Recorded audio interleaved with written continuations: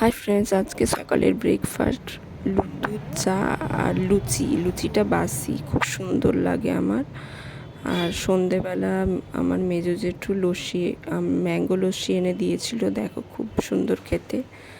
আর এই বিরিয়ানি আমার একটা মানে কি আমার ফেভারিট, খুব খুব খুব প্রিয় একটা খাবার বিরিয়ানি।